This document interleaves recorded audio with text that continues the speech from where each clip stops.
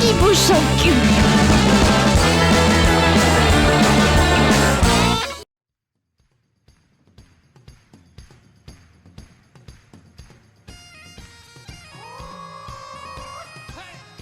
Émission sur la Bretagne et ses clichés, On n'écoute pas que de la musique bretonne, on a Manon aussi. présenté par le lycée de l'Élorn. La langue bretonne, elle est pas moche. An dragint a rankar goud me mestra e oiseau brezonegérien et penarbed a geo un département. Elle a des sonorités difficiles. Ils sont tous alcooliques, les Bretons? Évidemment, Pourquoi? pour oublier qu'ils habitent en Bretagne.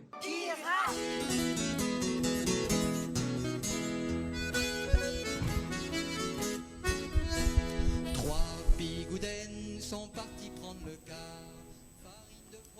Bonjour à toutes et à tous. Aujourd'hui, nous, élèves de seconde générale au lycée de l'Élorn à Landerneau, allons vous présenter une émission sur la Bretagne et ses clichés. Et oui, vous n'êtes pas les seuls à en avoir marre de ces clichés, souvent stupides, qu'ont à notre égard le reste de la France. C'est dans le cadre de notre cours de littérature et société que depuis quelques mois nous travaillons sur ce sujet. Afin de vous faire découvrir ou redécouvrir les clichés bretons les plus entendus. À présent, nous vous laissons avec Lisa, Maëlle et Lisa, qui vont vous lire un extrait du tableau de la France de Michelet. Rien de sinistre et de formidable comme cette côte de Brest. Brest, c'est la limite extrême, la pointe, la proue de l'ancien monde. Là, les deux ennemis sont en face. La terre et la mer, L'homme et la nature. Il faut voir quand elle s'émeut. la furieuse, Quelle monstrueuse vague elle entasse à la pointe de Saint-Mathieu. À 50, à 60, à 80 pieds. l'écume vole jusqu'à l'église où la mère et les sœurs sont en prière. Et même dans les moments de trêve, Quand l'océan se tait, qui a parcouru cette côte funèbre sans dire ou sentir en soi, Tristis usque ad mortem. C'est qu'en effet, il y a là, pique les écueils, pique la tempête. La nature est atroce, l'homme est atroce, et ils semblent s'entendre. Dès que la mer leur jette un pauvre vaisseau, ils courent à la côte. Hommes, femmes, enfants, ils tombent sur cette curée. N'espérez pas arrêter ces loups. Ils pilleraient tranquillement sous le feu de la gendarmerie. Encore s'ils attendaient toujours le naufrage, mais on assure qu'ils l'ont souvent préparé. Souvent, dit-on, une vache portant à ses cornes un fanal mouvement a mené les vaisseaux sur les écueils. Dieu sait alors quelle scène de nuit. On en a vu qui, pour arracher une bague au doigt d'une femme qui se noyait, lui couper le dos avec les dents. L'homme est dur sur cette côte, fils maudit de la création, vrai Caïn. Pourquoi pardonnerait-il à Abel? La nature ne lui pardonne pas. Le saviez-vous? Le mot plouc vient des nombreuses villes de Bretagne qui commencent par plou, comme Plougastel, Ploudaniel. En breton, on utilise le plou pour parler d'une paroisse, par exemple Plougastel qui veut dire paroisse avec un château. L'expression plouc est utilisée pour se moquer des paysans bretons. Ceux-là sont décrits comme des têtus, hostiles, butés, nationalistes, comme le décrit dans son livre Fils de plouc, Jean Rouault. Cependant, toutes les villes ne commencent pas par plou, ce qui veut dire qu'un nombre infime de la population pourrait être véritablement qualifié comme des ploucs. Revenons maintenant à la pointe Saint-Mathieu avec Ottilie et Kathleen. Nous sommes au XIXe siècle à la Pointe Saint-Mathieu, au fin fond de la Bretagne, avec Ferdinand Victor Perrault, à côté du fameux phare de Saint-Mathieu que vous connaissez sûrement. Nous voyons un bateau s'écraser sur la falaise et se briser aussi facilement qu'un verre. Il fait sombre, cela nous montre la tristesse que Ferdinand Perrault souhaite nous faire ressentir. La seule source de lumière vient du haut gauche du tableau, tout est mort et triste. Au premier plan, on voit la houle emporter les débris du tableau qui s'échouent. Les vagues suivent la lumière pour intensifier la tristesse du tableau. Le peintre représente la Bretagne telle qu'il se l'imagine, avec le temps sombre et grisailleux, les bateaux qui s'échouent un à un et le mauvais temps persistant. Le peintre retranscrit ce qui selon lui est la réalité. Au XIXe siècle, beaucoup d'étrangers s'imaginent la Bretagne ainsi. On comprend très vite que le tableau s'inscrit dans le mouvement romantique, car il montre la solitude du peintre. Il prône l'importance de l'individu et de sa personnalité, de la puissance, de la sensibilité, de la passion, de l'imagination. Les artistes privilégient la représentation du paysage et de la nature. En peinture, la touche du pinceau est plus vivante. Le saviez-vous? Il faut savoir qu'il y a environ de 140 à 160 jours de pluie par an, mais la région est vaste. Et maintenant, l'abécédaire drôle du breton. On commence avec A comme en coup, parce qu'il en coûte de tuer les gens. B comme bagade, attention aux oreilles.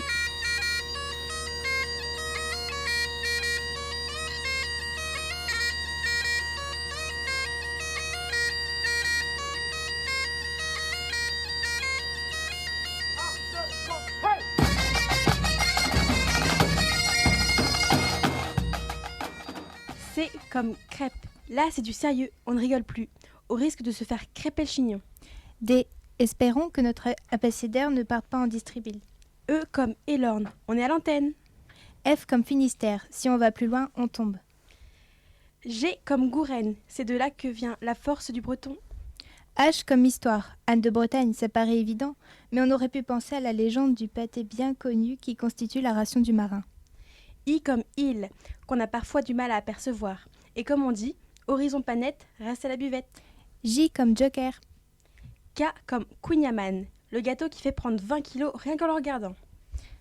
L comme Lambé, et on pense à Matmata. C'était Ninon et Manon.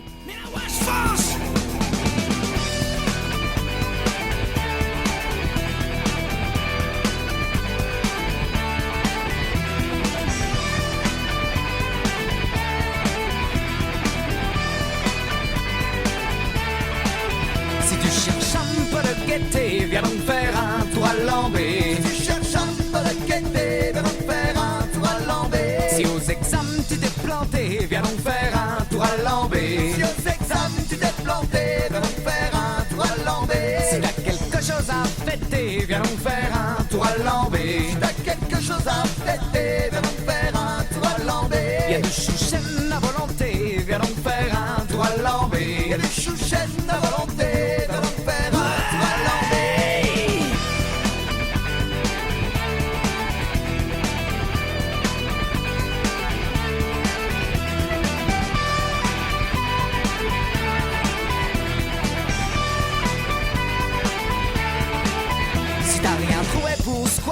Viens donc faire un tour à Lambé. Si t'as rien trouvé pour squatter, viens donc faire un tour à Lambé. Si ton mec vient de te plaquer, viens donc faire un tour à Lambé. Si ton mec vient de te plaquer, viens donc faire un tour à Lambé. Si du bouquin tu veux te jeter, viens donc faire un tour à Lambé. Si du bouquin tu veux te jeter, viens donc faire un tour à Lambé. Si pour Mélo y'a plus d'entrée, viens donc faire un tour à Lambé. Si pour Mélo y'a plus d'entrée, viens donc faire un tour à Lambé.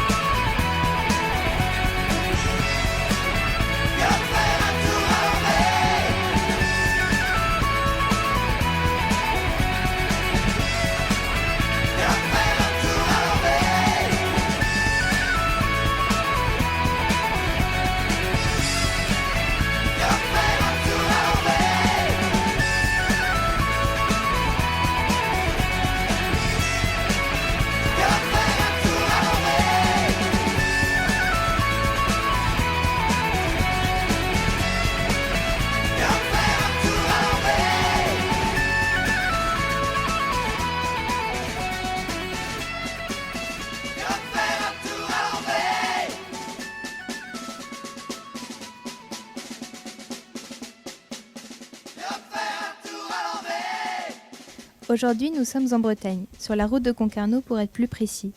Le peintre, William Lampignel, véritable amoureux du troisième art, arrive à Rome en 1873 afin de se perfectionner dans la peinture. Il arrive en Bretagne, à Pont-Aven et à Concarneau, où il y vit pendant 4 ans.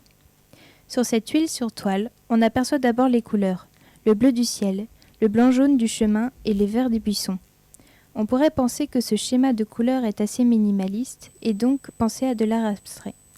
Cependant, on observe de nombreux détails. On voit des chevaux à l'encolure basse, tellement la charrette paraît lourde et chargée. L'homme qui les accompagne porte un habit de travail, de paysan. On dirait une photographie. Les feuilles des buissons, les talus de terre au loin qui sont bien spécifiques au paysage breton, les pierres et les trous qui rendent le chemin irrégulier. Et pourtant tout cela n'a pas été observé par un breton, parce que Pinckney est américain. Tout est d'une précision millimétrée. En outre, la composition ne répond pas à la classique règle des tiers. L'image est coupée en 2 parties horizontales symétriques. Même le cadrage est digne d'une photographie, prise avec un objectif grand angle. Si la date officielle de l'apparition de la photographie est de 1839, le tableau, lui, a été peint en 1880, époque à laquelle se développe intensément ce nouvel art. Durant toutes les années où Pinckney a vécu à Pont-Aven, il a su retranscrire la véritable identité de la Bretagne. Ainsi, il nous montre le côté terre de la Bretagne. On peut voir un homme avec sa charrette, ses chevaux. Mais où va-t-il ? Vers la ville ? Concarneau, comme nous le dit Pinckney grâce au titre de l'œuvre ? En tout cas, c'est peut-être un long chemin, car la route, en perspective, s'étire dans le lointain. Ce tableau casse un peu les codes. La Bretagne était considérée à l'époque comme une terre sauvage et hostile. On la représentait souvent par son temps pluvieux, par une mer déchaînée et violente, beaucoup de tableaux de la mer, des bâtiments côtiers en ruine. Cette peinture suscite chez le spectateur du XXIe siècle une impression archaïque, voire vieillotte de cette toile. Cependant, à l'époque, c'était une grande nouveauté de représenter la Bretagne de cette façon. Avec ce tableau qu'il a rendu célèbre en 1880, William Lyon Pinckney nous montre une Bretagne au ciel clair et lumineux, ça a l'air paisible. Voyons maintenant la vision de Flaubert. Elle s'enfuyait avec la vivacité d'un chat en poussant des cris aigus. Ses cheveux d'enfant, hérissés, gris de poussière, se levaient dans le vent autour de sa figure maigre, et ses petits pieds nus, frappant d'aplomb sur la terre, disparaissaient en courant sous les lambeaux déchiquetés, qui lui battaient les genoux. Après notre repas qui, outre l'inévitable omelette et le veau fatal, se composa en grande partie des fraises de la petite fille. Nous montâmes dans nos appartements. Sous l'un des oreillers de Coteau Rouge, une chose hideuse se découvrit, à savoir un bonnet de même couleur que la couverture des lits, mais dont un glacis gras empêchait de reconnaître la trame. Usé. Élargi. Avachi. Huileux. Froid au toucher. J'ai la conviction que son maître y tient beaucoup et qu'il le trouve plus chaud que tout autre. La vie d'un homme, la sueur d'une existence entière est concrétée là en cette couche de ces rares ancilles. Combien de nuits n'a-t-il pas fallu pour la former si épaisse ? Que de cauchemars se sont agités là-dessous, que de rêves ils ont passé, et de beaux peut-être. Pourquoi pas ? Une délicatesse exagérée nous empêcha de jeter cette ordure par la fenêtre et nous nous contentâmes de la repousser du pied sous le lit. Que serait-il advenu si nous eussions trouvé des savates qui devaient aller au bonnet ? Et ensuite, quel beau rapport à écrire pour ceux qui auraient fait notre autopsie. Ô confort, me disais-je en entrant timidement dans mes draps. Ô confort, idéal du bonheur moderne. Ô confort, que tu es loin d'avoir pénétré jusqu'à Daoulas. Ô confort, comme on y connaît tes douceurs. Ô confort. Le saviez-vous, 22,5% des Français se considèrent plus comme bretons que français. Kylian et Pierre allons reprendre l'abécédaire. M comme mouette en haut du mât, fiante bientôt sur toi. N comme navigateur, il y en a de toutes les sortes. Catamaran, planche à voile et frégate. O comme ouest, qui osera dire que les Bretons sont à l'ouest. P comme Ploudiri, Plouzané, Plougastel, Ploudaniel. Et pourquoi pas Ploudiwood. Q comme qui pisse contre le vent se rince les dents. R comme Radio U 101.1. Vous savez la radio sur laquelle vous êtes. S comme soleil en août, pâté en croûte. T comme Trimartolode, le hit de la Bretagne.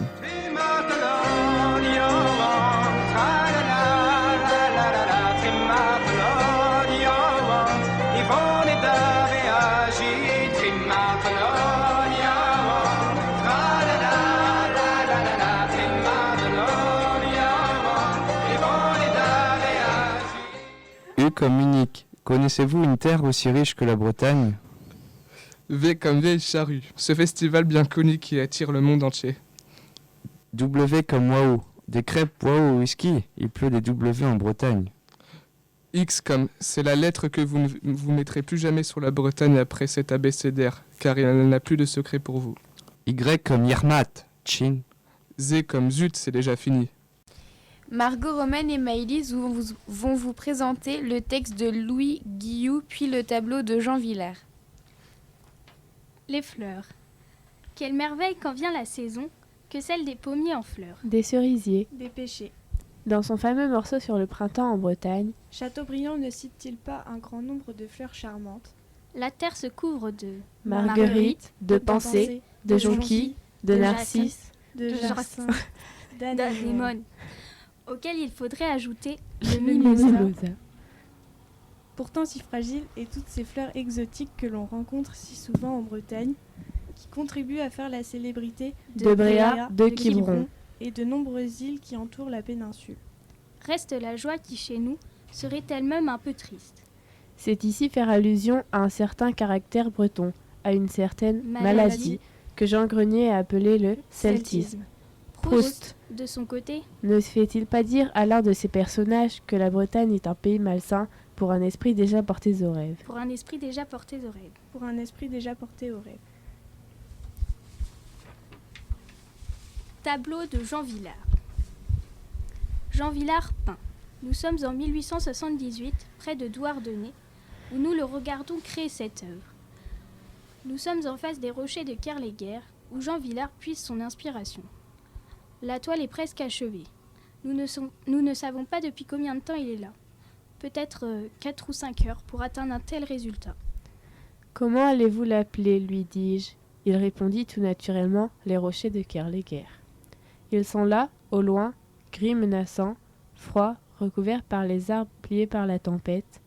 Le ciel occupe la majeure partie du tableau. Cela me fait penser au poème de Baudelaire.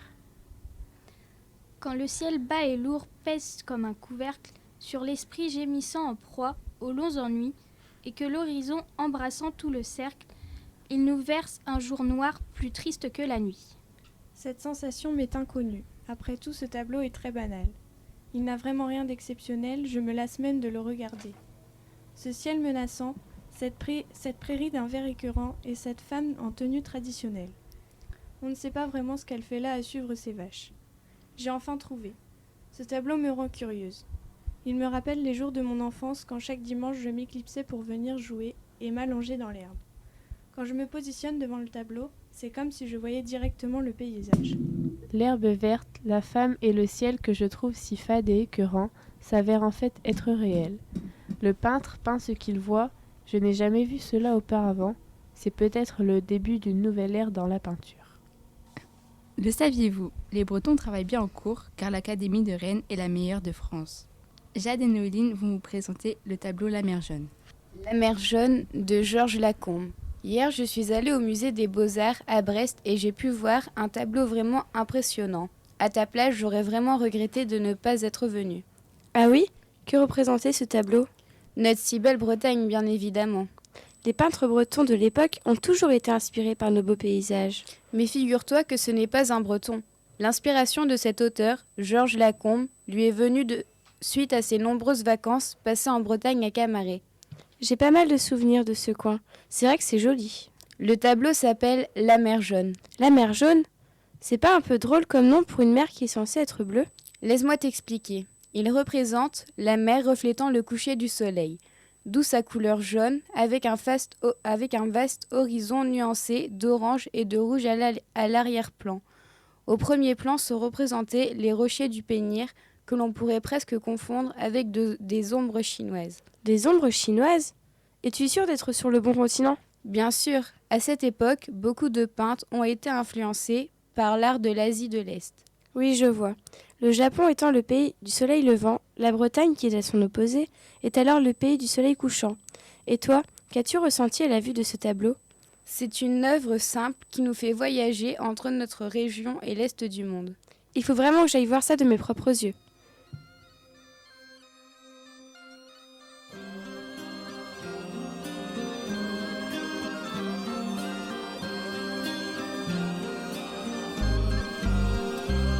Le vent souffle sur les plaines de la Bretagne armoricaine. je jette un dernier regard sur ma femme, mon fils et mon domaine. Hakim, le fils du forgeron, est venu me chercher. Les druides ont décidé de mener le combat dans la vallée, là où tous nos ancêtres, de géants guerriers celtes, après de grandes batailles se sont imposés en maîtres. C'est l'heure maintenant de défendre notre terre contre une armée de Cimériens prête à croiser le fer. Toute la tribu s'est réunie autour de grands menhirs pour invoquer les dieux afin qu'elle puisse nous bénir. Après cette prière avec mes frères sans faire état de zèle, les chefs nous ont donné à tous des gorgées d'hydromel. Pour le courage, pour pas qu'il y ait de faille, pour rester grand et fier quand nous serons dans la bataille. Car c'est la première fois pour moi que je pars au combat, et j'espère être digne de la tribu de Dana.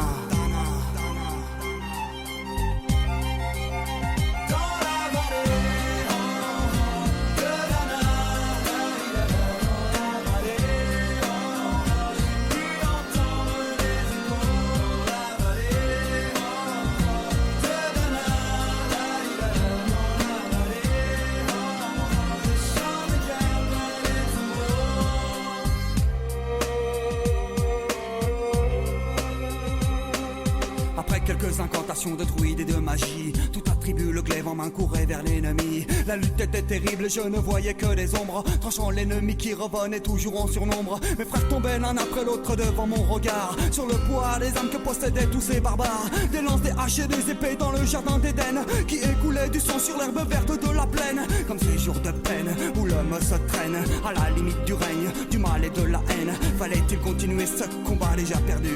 Mais telle était la fierté de toute la tribu. La lutte a continué comme ça jusqu'au soleil couchant. De férocité extrêmement, plus d'acharnement. Fallait défendre la terre de nos ancêtres enterrés là, et pour toutes les lois de la tribu de Dana.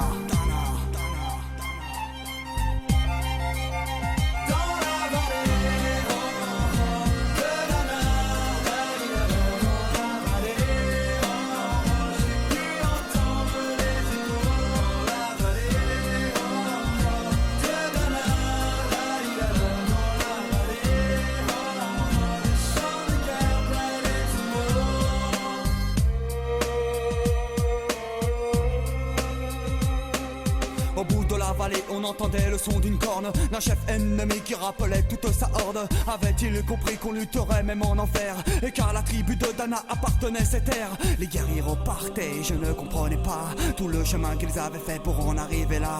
Quand mon regard se posa tout autour de moi, j'étais le seul debout de la tribu, voilà pourquoi mes doigts se sont écartés tout en lâchant mes armes, et le long de mes joues se sont mis à couler des larmes. Je n'ai jamais compris pourquoi les dieux m'ont épargné de ce jour noir de notre histoire que j'ai compté. Le vent souffle toujours sur la Bretagne armoricaine, et j'ai rejoint ma femme, mon fils et mon domaine. J'ai tout reconstruit de mes mains pour en arriver là. Je suis devenu roi de la tribu de Dana.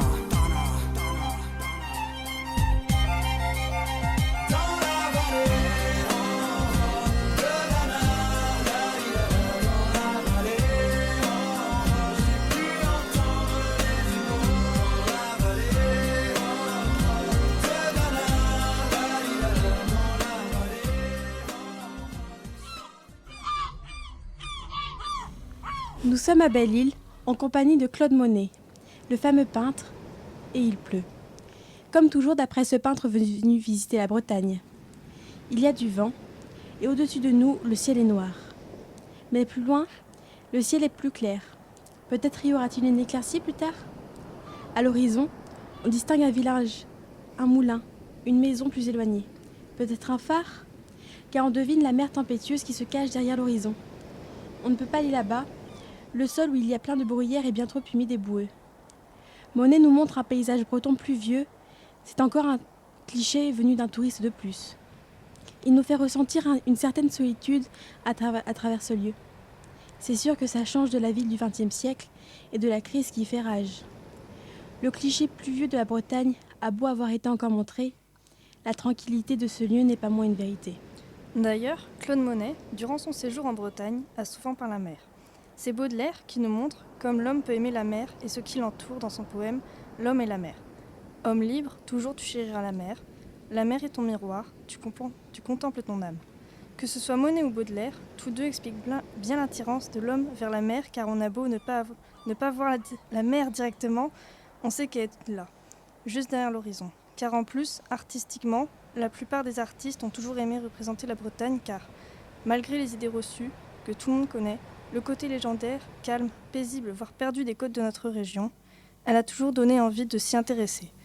Mais malheureusement, seuls les clichés bretons sont connus et jamais ceux qu'elle renferme réellement. C'est dommage, non ? Regardez puisqu'au loin, derrière les nuages, le soleil apparaît un peu.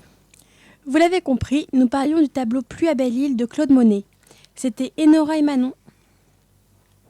C'est donc sur ces dernières paroles que s'achève notre émission sur les clichés bretons. Nous espérons avoir au moins pu vous faire décrocher un sourire. Nous tenons également à remercier Radio U pour leur chaleureux accueil, ainsi que nos professeurs. Au revoir.